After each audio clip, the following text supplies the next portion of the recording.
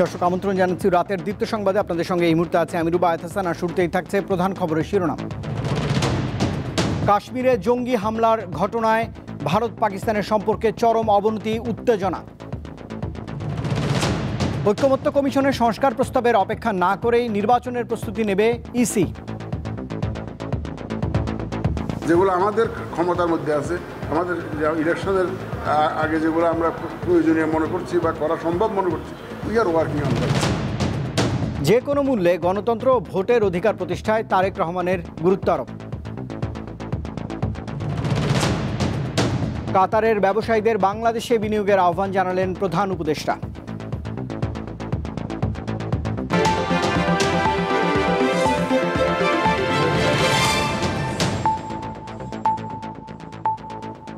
এবারে পুরো আয়োজন। ভারতীয় কাশ্মীরে সন্ত্রাসী হামলার জেরে দিল্লি এবং ইসলামাবাদের সম্পর্ক একেবারে তলানিতে থেকেছে। চরম উত্তেজনা বিরাজ করছে দুই দেশের মধ্যে।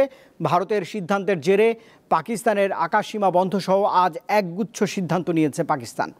পাশাপাশি সিন্ধু নদের পানি চুক্তি স্থগিত করায় ভারতের সিদ্ধান্ত নাকচ করেছেন পাকিস্তানের প্রধানমন্ত্রী শাহবাজ শরীফ। মঙ্গলবার ভারত নিয়ন্ত্রিত কাশ্মীরের পাহেলগাঁওয়ে পর্যটকদের ওপর হামলা চালায় সন্ত্রাসীরা। এতে ভারতের ২৬ নাগরিক প্রাণ হারান।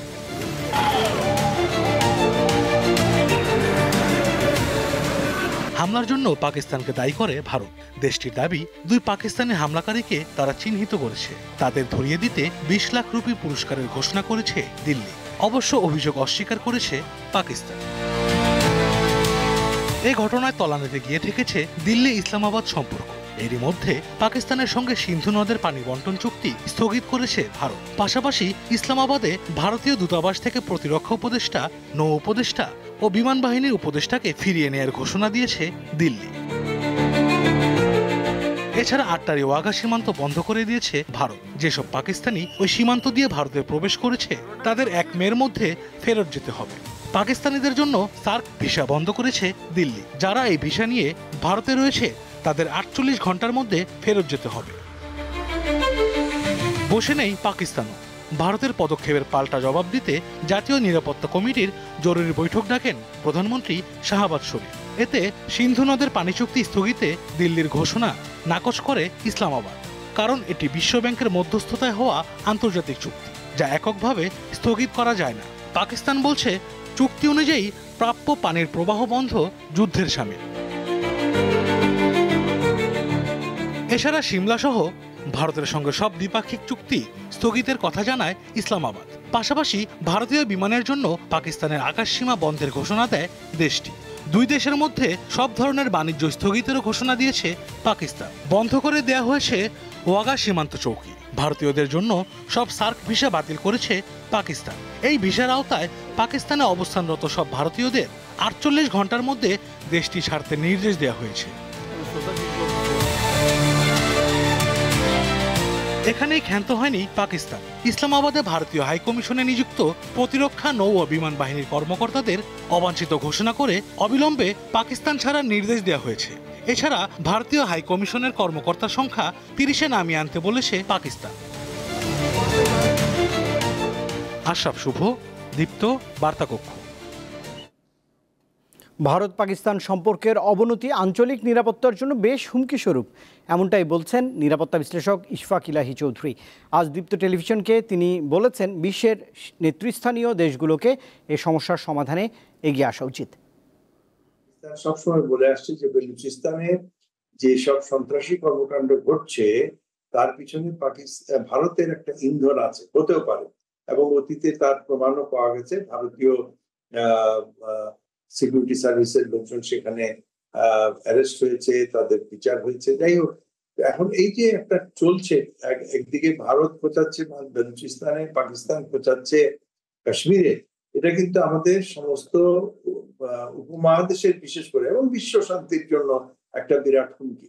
আমি মনে করি যে এখানে উভয় পক্ষেরই একটা রেস্ট্রেইন করা উচিত, এবং বৃহৎ শক্তি যারা মার্কিন যুক্তরাষ্ট্র বিশেষ করে, যে যার উপর ভারত এবং পাকিস্তান উভয়ের উপরে যার যথেষ্ট ইনফ্লুয়েন্স আছে, তারা দেশ ইন্টারফেয়ার ইন দিস, এবং যতটুকু হয়েছে সেখান থেকে যেন অবস্থার আর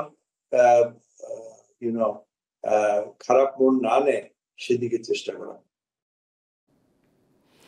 ভারত পাকিস্তান পরিস্থিতির কারণে পাকিস্তানের পররাষ্ট্রমন্ত্রী ইসাক দারের 2 দিনের ঢাকা সফর স্থগিত করেছে ইসলামাবাদ।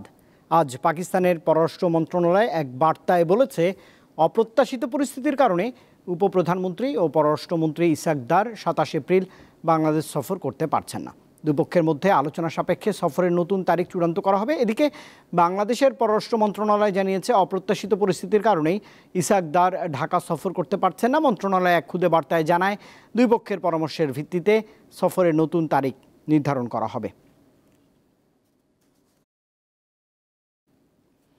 এবার অন্য প্রসঙ্গ। ঐকমত্য কমিশনের সংস্কার প্রস্তাবের দিকে তাকিয়ে না থেকে নির্বাচনের প্রস্তুতিতে সব ধরনের উদ্যোগ নিয়েছে ইসি। আজ অস্ট্রেলিয়ার হাইকমিশনারের সঙ্গে সাক্ষাতের পর প্রধান নির্বাচন কমিশনার এএমএম নাসির উদ্দিন এই কথাই জানিয়েছেন। রাজনৈতিক সমস্যার সমাধানে কমিশন উদ্যোগ নিতে চায় না বলেও জানান তিনি। ত্রয়োদশ জাতীয় সংসদ নির্বাচন সামনে রেখে বৃহস্পতিবার প্রধান নির্বাচন কমিশনারের সঙ্গে সাক্ষাৎ করেন ঢাকায় নিযুক্ত অস্ট্রেলিয়ার হাইকমিশনার সুসান রায়েল। ঘণ্টাব্যাপী বৈঠক শেষে সংবাদ মাধ্যমকে ব্রিফ করেন অস্ট্রেলিয়ান হাইকমিশনার। জানান, নির্বাচনের সহায়তা করতে প্রস্তুত তাঁর দেশ। নির্বাচন কমিশনের সঙ্গে একটি ফলপ্রসূ আলোচনা হয়েছে, এজন্য আমি কমিশন প্রধানকে ধন্যবাদ জানাই। বাংলাদেশের সুষ্ঠু নির্বাচন আয়োজনে অস্ট্রেলিয়া পাশে থাকবে এবং প্রয়োজনীয় সহায়তা করবে। এ সময় প্রধান নির্বাচন কমিশনার জানান, নির্বাচনের প্রস্তুতি নিয়ে কমিশন এখন পর্যন্ত সন্তুষ্ট কিনা তা জানতে চেয়েছে অস্ট্রেলিয়ার হাইকমিশনার। ভোটার তালিকা প্রস্তুত, নির্বাচনী সরঞ্জাম কেনাসহ প্রস্তুতির সার্বিক বিষয় তুলে ধরা হয়েছে তাঁর কাছে। প্রয়োজনীয় যত কাজকর্ম আছে ইলেকশনের জন্য সেগুলো আমরা করার জন্য উদ্যোগ নিয়েছি এবং we are seriously working on those. যেগুলো আমাদের ক্ষমতার মধ্যে আছে, আমাদের ইলেকশনের আগে যেগুলো আমরা প্রয়োজনীয় মনে করছি বা করা সম্ভব মনে করছি, we are working on that. রাজনৈতিক সমঝোতার বিষয়ে ইসি কোনো উদ্যোগ নেবে কিনা সেই প্রশ্নও ছিল সিইসির কাছে। ঐকমত্য কমিশন থেকে তো ওনারাই দিবেন যে কখন কিভাবে কি করবেন, এটা আমাদের হাতে নাই। তারা আমরা অনেকগুলো যেগুলো রাজনৈতিক বিষয় আছে, যেগুলোতে রাজনীতি ইনভলভ আছে, এটা ওনারা করে আমাদের সিদ্ধান্ত আমরা তখন জানবো। এটা নিয়ে কি দেন, কি ধরনের দেন আমরা তো আর জানি না। সিইসি জানান, একটি অবাধ, সুষ্ঠু ও নিরপেক্ষ নির্বাচন আয়োজনে কমিশন অঙ্গীকারবদ্ধ। Thank you very much. আর কোনো কথা নেই। মিজানুর রহমান, দীপ্ত সংবাদ, ঢাকা। বিএনপির ভারপ্রাপ্ত চেয়ারম্যান তারেক রহমান বলেছেন, যে কোনো মূল্যে দেশে গণতন্ত্র প্রতিষ্ঠার মাধ্যমে জনগণের ভোটের অধিকার নিশ্চিত করা হবে। আজ এক অনুষ্ঠানে প্রধান অতিথি হিসেবে ভার্চুয়ালি যোগ দিয়ে তিনি আরও বলেন, বিএনপি আগে থেকেই দেশে সংস্কার কার্যক্রম চালিয়ে আসছে। রাষ্ট্র কাঠামো মেরামতের 31 দফা ও জনসম্পৃক্তি শিরোনামে বৃহস্পতিবার দিনাজপুরের প্রশিক্ষণ বিষয়ক কর্মশালার আয়োজন করে বিএনপি। উত্তরের 3 জেলা দিনাজপুর, ঠাকুরগাঁও ও পঞ্চগড়ের নেতাকর্মীরা এতে অংশ নেন। কর্মশালায় ভার্চুয়ালি যুক্ত হয়ে বিএনপি মহাসচিব বলেন, জনগণই হবে নতুন রাষ্ট্র গঠনের সবচেয়ে বড় শক্তি। 31 দফায় কতগুলো মৌলিক বিষয় এসেছে, বাংলাদেশকে আমূল পরিবর্তন করে দেওয়ার চিন্তা ভাবনাগুলো এখানে এসেছে। যে চিন্তা ভাবনাগুলোকে আমরা যদি জনগণকে বোঝাতে সক্ষম হই, তাহলে নিশ্চয়ই আমাদের জনগণই সবচেয়ে বড় শক্তি হয়ে দাঁড়াবে সেই নতুন রাষ্ট্রকে গঠন করবার। লন্ডন থেকে ভার্চুয়ালি যোগ দেন দলটির ভারপ্রাপ্ত চেয়ারম্যান। তিনি বলেন, বিএনপি প্রতিষ্ঠার পর থেকেই দেশের সংস্কার করে আসছে। ধারাবাহিকভাবে আমরা সংস্কার করে আসার চেষ্টা করেছি, ধারাবাহিকভাবে আমরা সংস্কার করার উদ্যোগ গ্রহণ করেছি, ধারাবাহিকভাবে আমরা সংস্কার করেছি। সেটি শিক্ষা, সেটি প্রশাসন, সেটি দেশ পরিচালনা, সেটি স্বাস্থ্য, সেটি খাদ্য উৎপাদন, কৃষি, সব ক্ষেত্রে বিএনপি কোনো না কোনোভাবে সংস্কারের অবদান রেখেছে, সংস্কার করেছে বিএনপি।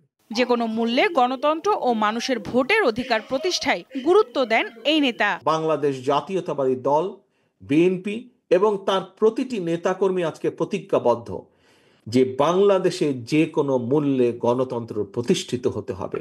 বিএনপি জনগণকে যে প্রতিশ্রুতি দিচ্ছে তা বাস্তবায়নের আশ্বাস দেন তারেক রহমান। যে কোনো মূল্যে আমরা জনগণের পাশে থাকব। সঞ্জিদা প্লাবনী, দীপ্ত সংবাদ, ঢাকা। কাতারের ব্যবসায়ীদের বাংলাদেশে বিনিয়োগের আহ্বান জানিয়েছেন প্রধান উপদেষ্টা ডক্টর মোহাম্মদ ইউনূস। কাতার ও বাংলাদেশের মধ্যে দ্বিপক্ষীয় বিনিয়োগ সম্ভাবনা নিয়ে গত রাতে আয়োজিত এক অনুষ্ঠানে তিনি এই আহ্বান জানিয়েছেন। বলেছেন, বাংলাদেশ এখন আবারও ব্যবসায় ফিরেছে এবং তা বড় পরিসরেই। নরওয়েজিয়ান টেলিকম অপারেটর টেলিনরকে বাংলাদেশে একটি টেলিফোন কোম্পানি গঠনে কিভাবে উদ্বুদ্ধ করা হয়েছিল এবং কিভাবে পরে সেটি একটি লাভজনক উদ্যোগে পরিণত হয়, অনুষ্ঠানে ব্যবসায়ীদের সেই গল্পই বললেন প্রধান উপদেষ্টা doctor Mohammad Yunus. It became the largest telephone company ever, reaching out to the people everywhere, led by poor women. প্রধান উপদেষ্টা বিদেশি বিনিয়োগকারীদের উৎসাহিত করলেন বাংলাদেশে বিনিয়োগে। বললেন বাংলাদেশের বিপুল সম্ভাবনার কথা। ব্যবসায়ীদের প্রতি আহ্বান জানালেন এসব সম্ভাবনাকে কাজে লাগানোর। Bangladesh itself is the 8th largest population in the whole world. জনসংখ্যার বিচারে বাংলাদেশ এককভাবেই একটি বড় বাজার। তাছাড়া নেপাল, ভুটান ও ভারতের 7 সিস্টার্স নিয়ে সমগ্র এলাকাটি সমন্বিত এক অর্থনৈতিক অঞ্চল হিসেবে গড়ে উঠেছে। Alone is a big market. অনুষ্ঠানে প্রধান উপদেষ্টা বলেন, অন্তর্বর্তী সরকার বাংলাদেশকে একটি উৎপাদন ও অর্থনৈতিক কেন্দ্রে রূপান্তর করতে চায় এবং সব ধরনের বিদেশি বিনিয়োগকে স্বাগত জানায়। Amazing thing can happen if you break through. ব্যবসার প্রথাগত ধারণা থেকে বের হতে পারলে অসাধারণ কিছু হতে পারে বাংলাদেশে। এখানে ব্যবসার ভিত্তি তৈরি হয়ে আছে অনেক আগে থেকেই। In a way, new start, but a very old foundation. Doctor Yunus জানান, অন্তর্বর্তীকালীন সরকার দেশে বিনিয়োগ বান্ধব পরিবেশ তৈরির জন্য নানা পদক্ষেপ নিয়েছে এবং একটি দুর্নীতিমুক্ত নতুন বাংলাদেশ গঠনে প্রতিশ্রুতিবদ্ধ। শিমুল বাশার, দীপ্ত সংবাদ।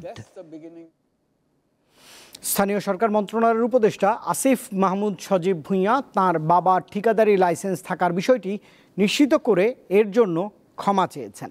আজ ফেসবুকে দেয়া এক পোস্টে তিনি বলেন, তাঁর বাবার ঠিকাদারি লাইসেন্সটি আবেদনের পর বাতিল করা হয়েছে।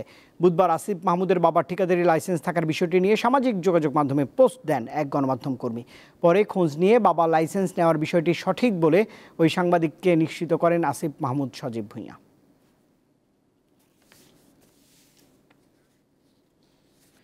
একজন মানুষের জীবন ওলটপালট করে দেওয়ার মতো ঘটনা এটি। পৃথিবীর ইতিহাসে অন্যতম বড় শিল্প দুর্ঘটনা হিসেবে পরিচিত পায় এই ট্র্যাজেডি। বলছি সাভারের রানা প্লাজা ধসের কথা। এক যুগ পার হলেও সেই দুর্ঘটনার কারণে শুধু শারীরিকভাবেই নয়, মানসিক ও আর্থিক দুর্দশায় কাটছে অনেক পোশাক শ্রমিকের জীবন। 2013 সালের 24 এপ্রিল সকাল 10টার দিকে গণমাধ্যমে খবর আসে সাভারের রানা প্লাজা নামে একটি 9তলা ভবন ধসে পড়ার। ভবনটিতে অন্তত 5টি পোশাক কারখানায় কাজ করতেন হাজারো শ্রমিক। ধসের পর তৈরি হয় এক মর্মান্তিক পরিস্থিতি। বেরিয়ে আসতে থাকে একের পর এক হতভাগ্য শ্রমিকের মরদেহ। বিশ্বের ইতিহাসের সবচেয়ে বৃহত্তম শিল্প দুর্ঘটনা সাভারের রানা প্লাজা। এতে নিহত হয়েছেন 1100-এরও বেশি, আহত হয়েছেন প্রায় 2000। তাদের মধ্যে বেশিরভাগই পঙ্গুত্ব বরণ করেছেন।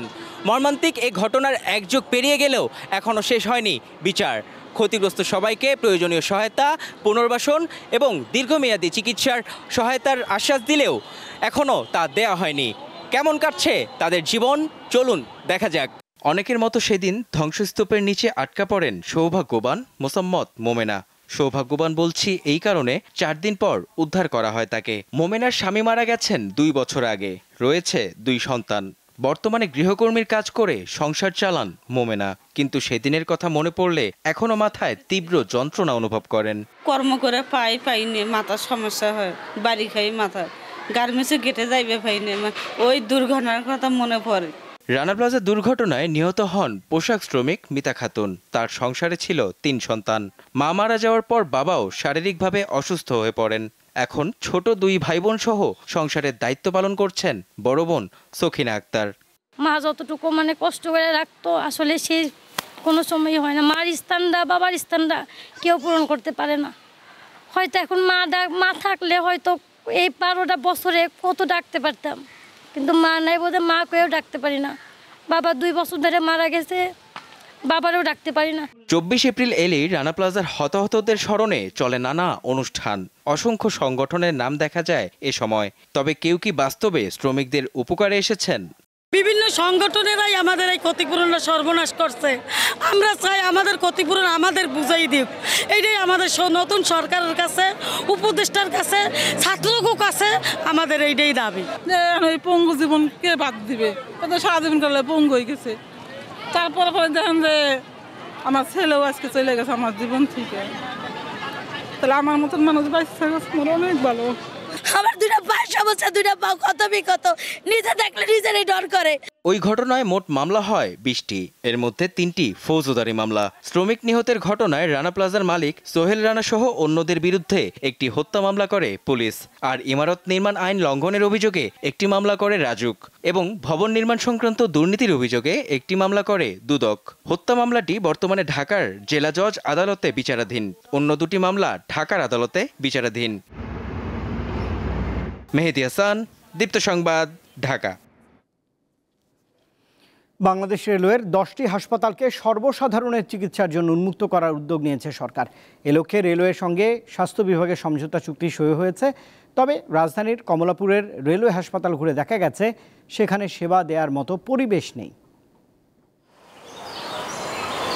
বড় বড় বারান্দা, চিকিৎসকের কক্ষ, ল্যাব ও ওটি প্রায় সবই আছে, নেই শুধু রোগী। এ চিত্র বাংলাদেশ রেলওয়ে হাসপাতালের। রাজধানীর কমলাপুরে ছায়া সুনিবিড় শান্ত নিরিবিলি পরিবেশে অনেক জায়গা জুড়ে শক্ত ইমারতের ওপর দাঁড়িয়ে আছে এই হাসপাতাল। রেলওয়ের কর্মকর্তা ও কর্মচারীদের জন্য 1947 সালে এটি যাত্রা শুরু, পরে করা হয় সংস্কার।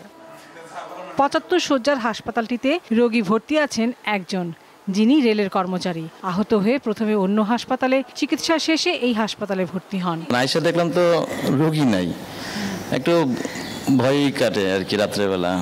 অপারেশনের জন্য অনেকটা জায়গা জুড়ে আছে ওটি, কিন্তু শূন্য পড়ে আছে, কারণ অপারেশনের জন্য নেই অ্যানাস্থেসিওলজিস্ট। প্রশাসনিক কাজ ছাড়া অনেকটাই অলস সময় কাটান কর্মীরা। তবে বহির্বিভাগে প্রতিদিন বিভিন্ন সমস্যা নিয়ে আসেন রোগীরা। অনেক সময় আসে আমাদের সাডেন কার্ডিয়াক অ্যারেস্ট বা সাডেন হার্টের প্রবলেম, হ্যাঁ, বা আনকনসিয়াস। আমরা পেশেন্টগুলো আসলে প্রথমে একটা প্রাথমিক ম্যানেজমেন্ট দিই, তারপরে আমাদের নিজস্ব অ্যাম্বুলেন্স সার্ভিস আছে, আমরা অ্যাম্বুলেন্স দিয়ে আমাদের টারশিয়ারি মেডিকেল কলেজে রেফার করে দেই। হাসপাতাল কর্তৃপক্ষ জানায়, বর্তমানে 16 জন চিকিৎসক, সিনিয়র ও জুনিয়র নার্স 15 জন এবং 7 জন কর্মকর্তার পদ থাকলেও নেই সেই সংখ্যক লোকবল। হাসপাতালটিতে সেনাবাহিনীর ক্যাম্প করা হয়েছে। এখানে কনসালটেন্ট পদ নাই, এখানে পদ সৃষ্টি করা হয়নি কনসালটেন্ট পদ। এখানে সবাই মেডিকেল অফিসারেরই গ্রেডিং আছে। মঞ্জুরিকৃত পদ হলো 16 জন, সেখানে আছে হলো মাত্র 7 জন। মানে আমাদের মঞ্জুরিকৃত পদটাই মানে জায়গায় জায়গায় সমস্যা। এটা তো একটা কয়টা বলবো, মানে পুরোটাতেই সমস্যা। ল্যাবরেটরিতেও টেকনিশিয়ান দিয়ে রেখেছে একজন, তারপর ব্যাকটেরিওলজিস্ট আছেন। ঢাকা, চট্টগ্রাম, রাজশাহী, লালমনিরহাট, পার্বতীপুর ও সৈয়দপুরের 10টি হাসপাতালকে সর্বসাধারণের চিকিৎসার জন্য উন্মুক্ত করার উদ্যোগ নেওয়া হয়েছে। এ লক্ষ্যে রেলপথ মন্ত্রণালয়ের সাথে চুক্তি করেছে স্বাস্থ্য সেবা বিভাগ। এই কার্যক্রম চালু হতে প্রতিটি হাসপাতালকে ঢেলে সাজাতে হবে বলে মনে করেন সংশ্লিষ্টরা। লাবণী গুহ, দীপ্ত সংবাদ, ঢাকা। রাজধানীর মিরপুর 2-এর রূপনগর আবাসিক এলাকার গলিতে অবৈধভাবে নির্মিত পকেট গেটগুলো উচ্ছেদে অভিযান চালিয়েছে ঢাকা উত্তর সিটি কর্পোরেশন। তবে এলাকাবাসীর দাবি, ছিনতাই ডাকাতি রোধে নিরাপত্তার স্বার্থেই গেটগুলো করা হয়েছে। রাজধানীর মিরপুরের রূপনগর আবাসিক এলাকা, এর পাশেই রয়েছে বস্তি। এলাকাবাসী জানান, তাদের বাসার সামনে স্থাপন করা সিসি ক্যামেরা, কেবল সহ নানা জিনিস চুরি হয়ে যেত। এছাড়া বিভিন্ন সময় দুর্ঘটনাও ঘটেছে। এরপর নিরাপত্তার খাতিরে গলির মুখে সবাই মিলে তৈরি করেন পকেট গেট। বৃহস্পতিবার ঢাকা উত্তর সিটি কর্পোরেশনের নির্বাহী ম্যাজিস্ট্রেটের নেতৃত্বে অভিযান চালিয়ে এসব অবৈধ গেট ভেঙে ফেলা হয়। বাড়ির মালিক ও বাসিন্দারা ক্ষোভ জানিয়ে বলেন, চুরি ডাকাতি ছিনতাই রোধে পকেট গেট দেয়া হয়েছিল, আবারও চুরি ডাকাতির শঙ্কা জানান তারা। এখানে বড় ট্রাক ঢোকাই দেয়, এখানে ওই যে টেম্পোগুলো ঢোকাই দেয়। আবাসিক এটা তো মানুষের জন্য একদম অতিষ্ঠ হয়ে গেছে। বাসা বাড়ি ডাকাতি হইতেছে বর্তমানে, নিরাপত্তা নাই। গেটটা যদি না থাকে তাহলে তো আর নিরাপত্তা নাই। আমরা চাই সার্বিক নিরাপদ, এলাকার নিরাপদ, সামাজিক নিরাপদ এবং সবার শান্তি। সিটি কর্পোরেশনের কর্মকর্তারা জানিয়েছেন, গলির পকেট গেটগুলো অনুমোদনহীন ও অবৈধ। সরকারি রাস্তায় গেট করার সুযোগ নেই। জনগণের দাবি, রাস্তাগুলো উন্মুক্ত করতে হবে, গেটগুলো ভেঙে দিতে হবে। নির্বিঘ্নে চলাচল করার জন্য আমাদের এই উচ্ছেদ অভিযান। যারা এখানে বাড়ির কমিউনিটি আছেন তারা নিজেরাই নিরাপত্তা জোরদার করবেন, সঙ্গে আমাদের থানা আছে, থানায় এই নিরাপত্তার বিষয়ে কিছু হলে তারা বিষয়টা দেখবেন। সরকারি বা খাস জমিতে কিংবা অবৈধভাবে ফুটপাত দখল সহ যে কোনো অবৈধ স্থাপনা উচ্ছেদে অভিযান চলবে বলে জানান তিনি। দিলশা দানি, দীপ্ত সংবাদ, ঢাকা। মিয়ানমারের আরাকান আর্মির সদস্যদের বাংলাদেশের ভেতরে ঢুকে উৎসব করার ঘটনাটি দুশ্চিন্তার বিষয়। স্থানীয় প্রশাসনের উচিত ছিল তাদের আটক করে জিজ্ঞাসাবাদ করা। এমন মত দিয়ে নিরাপত্তা বিশ্লেষকরা জানান, আরাকান আর্মির ওই সদস্যরা সীমান্ত পার হয়ে গেছেন না এখনও রয়ে গেছেন তাও দেখতে হবে প্রশাসনকে। মিয়ানমারের রাখাইন ভিত্তিক বিদ্রোহী গোষ্ঠী আরাকান আর্মি এরই মধ্যে রাজ্যের বেশিরভাগ শহর দখল করে নিয়েছে এই সশস্ত্র বাহিনী। সংবাদ মাধ্যমের খবরে বলা হচ্ছে, বাংলাদেশ মিয়ানমার সীমান্তের 270 কিলোমিটার আরাকান আর্মির দখলে। দেশটির সেনাবাহিনীর সঙ্গে তাদের সংঘর্ষ এখনও চলছে, আর এর উত্তেজনা ছড়িয়েছে বাংলাদেশ সীমান্তেও। মিয়ানমার থেকে যখন বারবার যুদ্ধের উস্কানি দেয়া হচ্ছে, ঠিক এমন অবস্থায় বাংলাদেশের ভেতরে ঢুকে উৎসব করে গেল আরাকান আর্মির সদস্যরা। গত 16 ও 17 এপ্রিল বান্দরবানের থানচি উপজেলায় ওয়াটার ফেস্টিভ্যাল বা জলকেলিতে অংশ নেন তারা। নিরাপত্তা বিশ্লেষক ইশফাক ইলাহি চৌধুরীর মতে, সীমান্ত এলাকায় উভয় প্রান্তের মানুষের জাতিগত, সামাজিক ও সাংস্কৃতিক যোগাযোগ থাকতে পারে, তবে বর্তমান পরিস্থিতি বিবেচনায় এটি হালকাভাবে দেখার সুযোগ নেই। স্থানীয় প্রশাসন উচিত ছিল এটা খোঁজখবর নেওয়া, দরকার হলে তাদেরকে জিজ্ঞাসাবাদ করা, আটক করা। তাদেরকে যদি ডেকে আনা হয় এবং তাদেরকে আতিথেয়তা দেওয়া হয়, অর্থাৎ তাদের ওখানে একটা তাদের সমর্থন গোষ্ঠী আছে, সেটা চিন্তার বিষয়। এবং তারা কিভাবে আসলো এবং কিভাবে চলে গেল, এবং তারা কেউ আমাদের মিডিয়ার নজরে আসলো অথচ সরকারের নজরে আসলো না, তারা সীমান্ত অতিক্রম করে আবার চলে গেল, অথবা সীমান্তের কোথাও আছে তারা, এখন আই ডোন্ট নো। অনেক এলাকা যেটা বললাম এখনো দুর্গম, এখন সেখানে কি হচ্ছে আমরা হয়তো জানি না। তার মতে, সীমান্তে নজরদারি বাড়ানোর পাশাপাশি রোহিঙ্গা প্রত্যাবাসনের স্বার্থে আরাকান আর্মির সঙ্গে বাংলাদেশ সরকারকে যোগাযোগ রাখতে হবে। যেহেতু তারা সীমান্তের জাস্ট ওপারে বসে আছে, তো তারা এবং ওই এলাকাটা যদি তারা ভবিষ্যতে কন্ট্রোল করে, সুতরাং আমাদের অফিসিয়ালি না হলেও আনঅফিসিয়ালি তাদের সাথে যোগাযোগ করতে হবে। তারা কিন্তু তখন বলেছিল যে আমরা নীতিগতভাবে রোহিঙ্গাদের ফেরত দিব যদি তারা, আমরা জানি যদি তারা আমাদের, যদি ছিল একটা যে যদি তারা আমাদের নাগরিক হয়ে থাকে। নিরাপত্তা ইস্যুতে মিয়ানমার বাংলাদেশ সম্পর্ক জটিল হয়ে যাচ্ছে, তাই সরকারকে রাজনৈতিকভাবে শক্তিশালী হতে হবে বলেও মনে করেন তিনি। মিজানুর রহমান, দীপ্ত সংবাদ, ঢাকা। খেলার খবর। সিলেটে জিম্বাবুয়ের কাছে প্রথম টেস্টে নাস্তানাবুদ বাংলাদেশ। এজন্য টিম ম্যানেজমেন্টের গাফিলতির পাশাপাশি খেলোয়াড়দের মানসিকতার সমালোচনা করলেন ক্রিকেট সংশ্লিষ্টরা। তাদের মতে ভালো ক্রিকেট খেলতে হলে সম্মিলিত প্রচেষ্টার বিকল্প কিছুই নেই। ঘরে মাঠে প্রথম টেস্টে জিম্বাবুয়ের কাছে পাত্তা পায়নি বাংলাদেশ। বোলিংয়ে নিজেদের ধারাবাহিকতা ধরে রাখলেও ব্যাটিংয়ে একেবারে হতশ্রী অবস্থা। এমন হারে ক্রিকেট ভক্তরা বলছেন দলের মধ্যে সমন্বয়হীনতার কথা। লেকিংস আছে, এই লেকিংসগুলো আগে আইডেন্টিফাই করে তাদের ওই অনুযায়ী কাজ করে দেন বিষয়টা ক্লিয়ার সলিউশনে আসা। টিম একটা গুছানোর যে দায়িত্ব আছে না, ওদের দায়িত্ব ঠিক মতন হইতেছে না, ঠিক মতন পালন করতেছে না। বাংলাদেশ দলে বর্তমানে একাধিক তরুণ ক্রিকেটার সুযোগ পেলেও পারছেন না নিজেকে মেলে ধরতে। বর্তমান বেহাল দশার জন্য বিসিবিকে দুষলেন ক্রিকেট সংশ্লিষ্টরা। আন্ডার 14, 16 তারা কিভাবে খেলবে? It is not a magic কে আপনি রাতোরাত ওয়ানডে খেলে গিয়ে টেস্টে পারফর্ম করবেন। মিনিমাম যেগুলো পলিসি, যে ছোট ছোট যেগুলো বা বড় বড় গর্ত তাড়াতাড়ি ফিল আপ করতে হবে। আদারওয়াইজ আপনি যখন নিচে নেমে যাবেন একবার, আপনি একদম ওই উপরে আসতে তখন আপনাকে ওই গর্তকে ভরার জন্য ডবল মাটি লাগবে। পারফরমেন্সের দায় প্লেয়ারদের নিতে হবেই বলে মনে করেন ক্রীড়া সংশ্লিষ্টরা। কিভাবে উত্তরণ করা যায় সেই চেষ্টা করা, এইটা কোনো কোচ, কোনো ব্যাটসম্যানকে, কোনো বোলারকে করে দিতে পারবে না। এটা ব্যাটসম্যান বোলারকে নিজের সহযোগে করতে হবে। প্রয়োজনে কোচ বা এক্সপার্ট যারা আছে তাদের কাছ থেকে সহযোগিতা নেবে, টিপস নেবে, কীভাবে করলে পরে এটা আমি আরেকটু ডেভেলপ করতে পারি এবং রিস্ক মুক্ত, মানে ঝুঁকিমুক্তভাবে খেলতে পারি সেই জায়গাটা। চট্টগ্রামে আগামী 28 এপ্রিল জিম্বাবুয়ের বিপক্ষে সিরিজের দ্বিতীয় ও শেষ টেস্টে মাঠে নামবে বাংলাদেশ। ঈশান হাসান, দীপ্ত স্পোর্টস। দর্শক, এই খবরের সঙ্গে শেষ করছে রাতের দীপ্ত সংবাদ। তবে শেষ করার আগে প্রধান খবরের শিরোনাম জানাবো আরেকবার। কাশ্মীরে জঙ্গি হামলার ঘটনায় ভারত পাকিস্তানের সম্পর্কে চরম অবনতি, উত্তেজনা। ঐকমত্য কমিশনের সংস্কার প্রস্তাবের অপেক্ষা না করে নির্বাচনের প্রস্তুতি নেবে ইসি। যে কোনো মূল্যে গণতন্ত্র ও ভোটের অধিকার প্রতিষ্ঠায় তারেক রহমানের গুরুত্বারোপ। কাতারের ব্যবসায়ীদের বাংলাদেশে বিনিয়োগের আহ্বান জানালেন প্রধান উপদেষ্টা।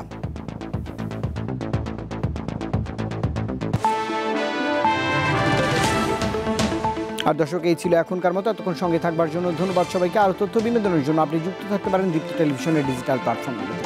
শুভরাত্রি।